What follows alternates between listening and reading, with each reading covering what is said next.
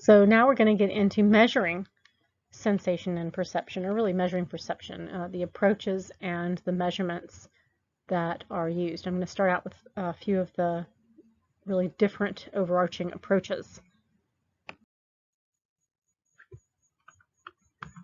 There are three more overarching approaches to examining the perceptual process, or really measuring perception.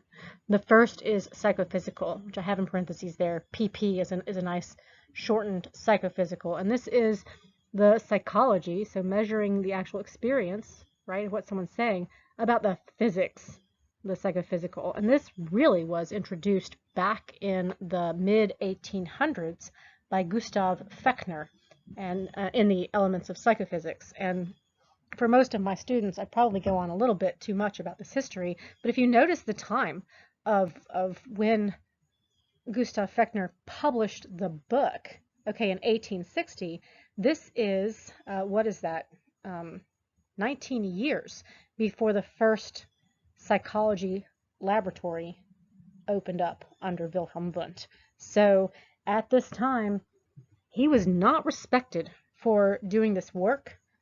He was looked at as doing work that there was no reason to think that we should be able to measure anything about psychology. And so the psychophysical measures originally referred to quantitative methods because it was a pretty hardcore science, actually, because he was manipulating very specifically the physics and looking at that relationship between the stimuli, the physics, and then asking people about their perceptions. When do you actually perceive this light or perceive this sound? So the psycho part of psychophysics.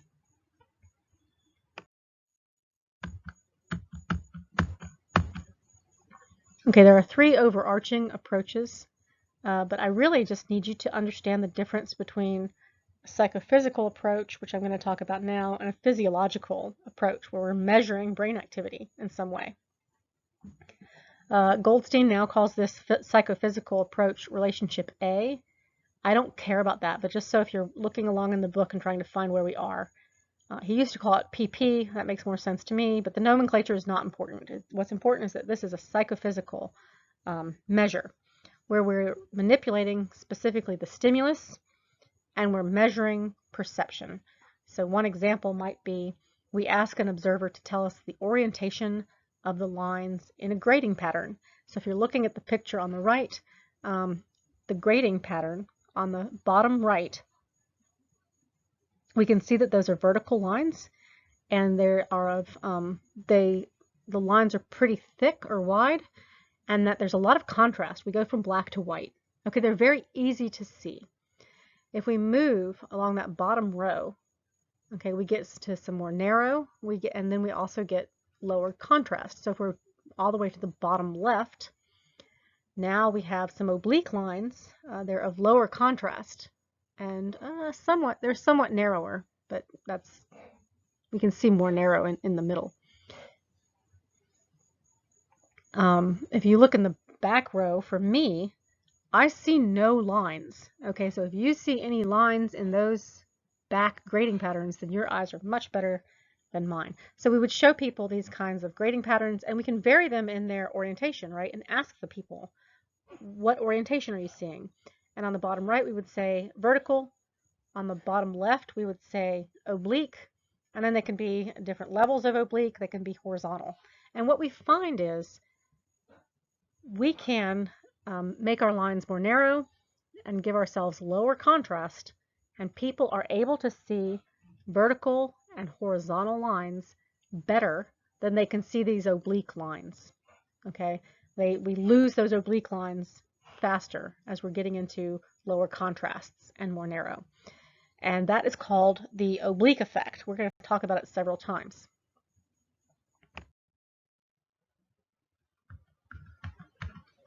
The second of these three approaches is a physiological measure, which Goldstein used to call pH1, and in a way that made more sense to me, but just knowing that the difference between psychophysical and physiological is fine with me. He now calls this relationship B, so if you're following along in your textbook, that's what it's now called. And this is the relationship between the stimulus and physiological processes. So an example is we might measure how lines of different angles affect brain activity. And so if we're showing those kinds of grading patterns to, in this case, in this example or picture is a ferret, and we're measuring brain activity at the visual cortex, what we see is those vertical and horizontal lines, we see more activity across the visual cortex than we do for the oblique lines. Again, a different measure, a physiological measure of the oblique effect. And to continue those approaches, so another physiological approach, which he used to call PH2, he now calls relationship C, which is, if you're just keeping along in the book, just knowing that these are different physiological approaches is fine. Now, this is the measure between physiology and perception. So we're actually getting some measure of perception. And of course, necessarily, this is actually the sort of what we're looking for, because the stimulus has to be in there for us to ask about perception and to measure physiology. So this is really getting at the overarching relationships between everything. And in this example, so we might measure a person's brain activity while they are making judgments of line orientation. And of course, we used to use the first physiological approach much more often before we got these sophisticated techniques for looking at brain activity and imaging the brain. But now we can have people go in and look at these grading patterns, tell us when they are perceiving the lines and when they are not. And we can see, first of all, that they can perceive the lines for longer, even as we make them more narrow or lower the contrast, if those lines are vertical or horizontal. And we see more activity across the visual cortex when those lines are vertical or horizontal than when they are oblique. So another measure of the oblique effect. Of course, the assumption is this is due to our experience as our visual system is developing, that we see more vertical and horizontal lines.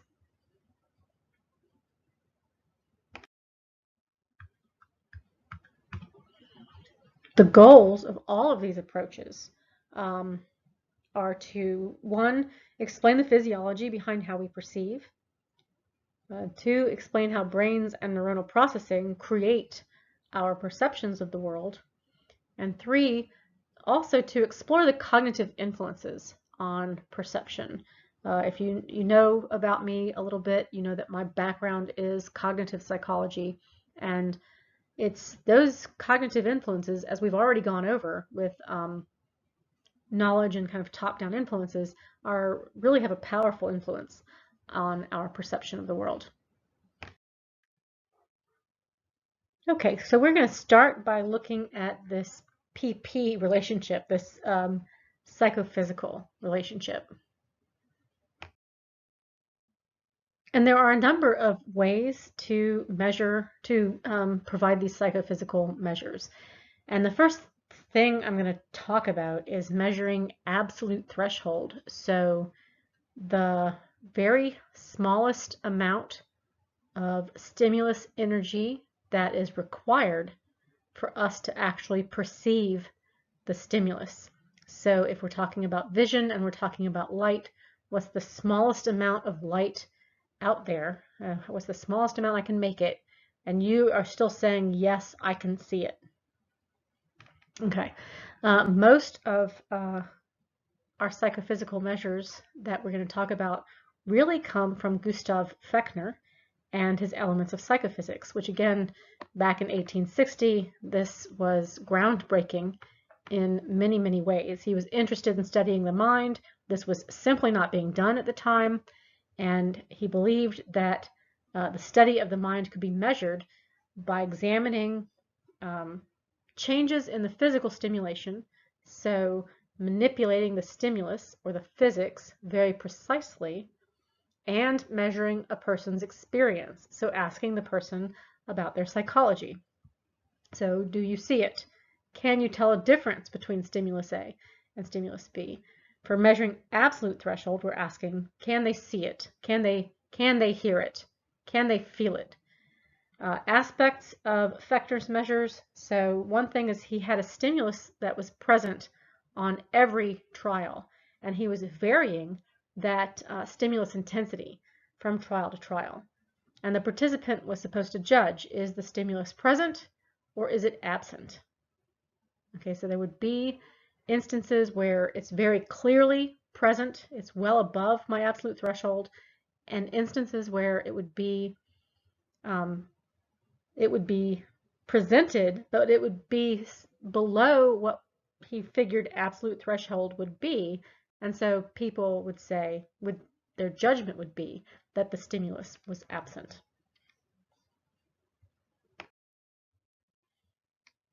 And you can gloss over this if you want to. You don't need to know any absolute thresholds, but I think they're really fascinating, and I hope that other people do too. And Goldstein used to have them in the book, and he doesn't anymore. And I feel like they're kind of cool. Okay, so measuring the sensory limits of vision. So if we look at absolute threshold, what's the smallest amount of, let's say, light that we can see? Well, we can see stars at night, which is, they're pretty far away. We can apparently see a candle flame 30 miles away on a dark, clear night. That seems inconceivable to me, but you might ask, how do you feel about that? Hearing, we can hear a ticking watch 20 feet away. For me, I find ticking watches and clocks very noticeable, and so I feel like, okay, I agree with that with me. I don't know. I mean, obviously, these are averages across many, many people, but that seems reasonable. For taste, we can taste a teaspoon of sugar in 2 gallons of water. I have no feeling about that one.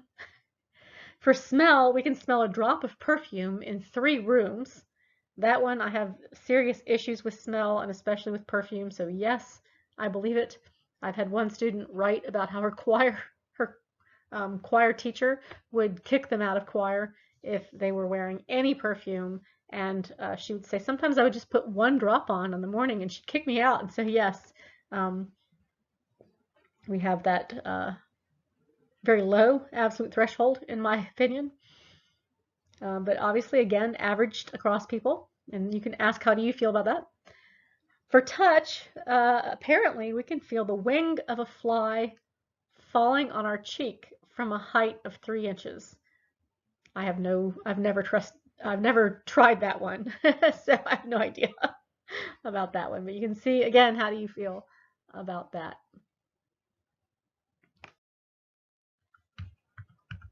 So remember, in these classical psychophysical methods, we're giving a stimulus and we're measuring the perception. And for absolute threshold, we're asking basically, do you perceive the stimulus? And the person is saying yes or no. And I'm going to start by talking about the method of limits. And I usually do this with several pieces of help here with the light and everything. But okay, I'm going to walk you through the method of limits. The figure over to the right is actually relevant for the method of limits. So what we might do is, these are made up values, but we're going to say this is hearing, and so can you hear a tone? And the intensity is 103 decibels. This is clearly not right, but just let's pretend. And 103 decibels, we're going to start somewhere well over the absolute threshold. And so as we lower that, we're going to lower that systematically in the method of limits. So 103, the person says, yes, I hear it. 102, yes, I hear it. 101, yes. 100, yes. 99, yes. 98, no. Okay, well, we stop there and we say, that's our crossover value. And actually, we're going to take the 98.5 as our crossover value. We're going to average from where they said yes to where they said no. The next time we would probably start with something well below the absolute threshold and ask them, do you hear it? They're going to say no. So at 95, they're saying no. 96, no. 97, no. 98, no. 99, no. 100, yes. Yes, they heard it. Okay, so our crossover value is 99.5. Third trial, we're going to start, let's say, at 103. So they're saying yes, 102, yes, 101, yes, 100, yes, 99, yes, 98, yes, 97, no. Okay, this one, the crossover value is taken at 97.5. And you can see this continuing on. And so what we're going to do then, we're going to measure the absolute threshold on a number of trials. We're going to start at high levels and then descend. We're going to start at low levels where we know they can't hear it in this case, and ascend. And we're going to do this for several trials, take those crossover values and average them to get an overall average of their absolute threshold. And you can see the mean of the crossovers in this example. I actually can't see the number, but I think it's 98.5 if I'm remembering correctly. So that's an average of all of those crossover values across the bottom. Now, a better way to do this would be to start at different intensities. So sometimes starting at 104 or 102. Because what happens as we are moving along in this kind of systematic way is people start to anticipate that they are going to stop hearing it, or that they are going to start hearing the beep or whatever we're giving them. And that actually influences their response.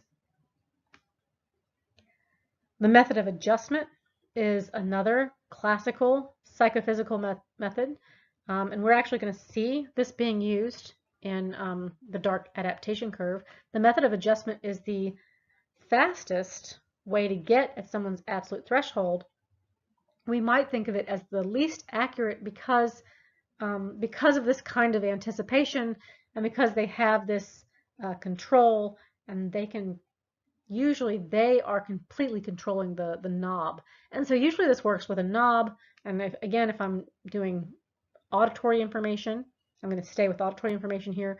They can use this knob to turn up and turn up the volume until they say, yes, I can hear it. And then they start up somewhere higher.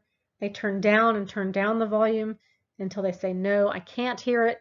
And we do this again for a number of trials, and we take that measure. We take a measure for every trial of where they either, if they started at a low or at a low decibel level, where they said yes, oh yes, this is where I hear it, or if they started at a high decibel level where we knew they could hear it and they moved down, we say where they go, no, I can't hear it. And again, we look at those values, those measures, and we average across. The method of constant stimuli is the most accurate. And here I usually do give you a figure, which I will have to provide in another way. But the method of constant stimuli, the reason it's most accurate is because we present those stimuli randomly. Okay, they usually choose between 5 to 7 stimuli. Again, some that we know are below threshold, and some that we know are above threshold. And we have those 5 to 7 stimuli, and we present them randomly. And of course, with random presentation, people cannot have this kind of anticipation effect. So it is the most accurate. It is also the most time-consuming method. In this case, we're really looking at this kind of S-shaped curve, okay, because there are going to be some stimuli where their detection level is at 0, right? The stimuli that are clearly below absolute threshold, they're never going to say yes to those, almost ever. And then we have other stimuli that are up at basically 100%. The ones that are well above threshold, they are always saying, yes, I hear that when it is presented, because it's clearly up above threshold. And then it has this kind of S shape to it where we have a few stimuli, those central middle stimuli. In this case, it would probably be, in this example, similar to the method of limits, it would probably be right around 97, 98, and 99, maybe even 100. where they're not quite at 0 and they're not quite at 100. And there's a point in there, probably right around 98.5 or so, let's just say it's 98, where they're really close to being, to correctly saying, yes, I hear the stimulus, about 50% of the time. And we take that 50% mark as the absolute threshold. Now, if I can, if I can figure out how to do it, and I might do it at the very beginning of class on Monday. If I can't figure out how to do it here on Blackboard, I will provide you a picture and talk through that once more. Okay, as I said, the absolute threshold is the lowest amount of stimulus energy where we can still detect that stimulus. And I kind of stuck with hearing, but we can do this again for vision, for feeling a wing of a fly fall on our face. What's the smallest amount of stimulus energy for us to detect it? Now we're also going to talk about the difference threshold. The difference threshold is a question about discriminating between two different stimuli and being able to say, yes, these two stimuli are different from each other, or no, they still feel like they're the same. Even as we change something, and we give a little bit, so usually I give the example of a weight in the left hand and a weight in the right hand, and they're the same, they're saying, yes, they're the same. We can add a little bit of weight to the right hand, and they might still say, yes, they feel the same, right? And then we add a little bit more weight to finally where they're saying, okay, those feel different. And that smallest amount of stimulus energy required for them to say, yes, those two weights feel different, for them to discriminate between those two weights, that's the difference threshold. And I have Gustav Fechner's Elements of Psychophysics up here again because he was actually the person who formalized this law and then also published Ernst Weber's findings. But he gave Weber complete credit for all of this, even though really Weber had found these fractions, but he hadn't formalized the math. And in every way, shape, and form, this is one of my great, there are lots of reasons. I've read quite a bit about Fechner. This is one of the reasons I have a great amount of respect for him. If you've read about sometimes scientists really trying to take credit for other people's findings, he was adamant about giving Ernst Weber full credit for coming up with the difference threshold and finding this difference threshold. The difference threshold is a constant fraction of the size of the stimulus that we start with. And so Weber's law is dl divided by s equals k, where dl is the difference threshold, what we're measuring for here, divided by the standard stimulus, or the stimulus that we start with, and that's going to equal a constant. And again, here I usually go through some math, so I might do that on Monday because I'm not sure how else to provide that. But I think it's helpful for people who are mathematically oriented to understand the concept. But what this means is, as the stimulus strength increases, as that number increases, the size of the difference threshold increases as well, because the k on the other side of that equation is going to stay constant.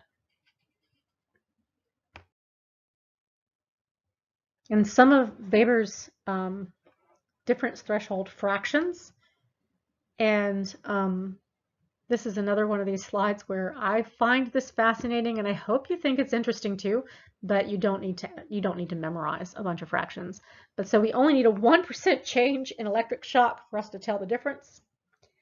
We need a 2% change in weights from the left to the right arm to tell that they are different from each other. We need a 4% change in sound intensity, an 8% change in light intensity, and an 8% change in taste when they tested salt. So just some interesting fractions and information about difference thresholds for different modalities. So on Friday, I think we do get to move forward into talking about the eye, but we're going to finish up these measures first. And what we have left to do of this is really how we can use these classical psychophysical measures, not just for learning about detection, but learning about the physiological mechanisms behind, for example, how we see. We'll also give 5 additional techniques for measuring perception, and then discuss very briefly the problems with these classical psychophysical measures, with the answer being signal detection theory. And I'll talk almost not at all about that theory, but I will discuss it as helping us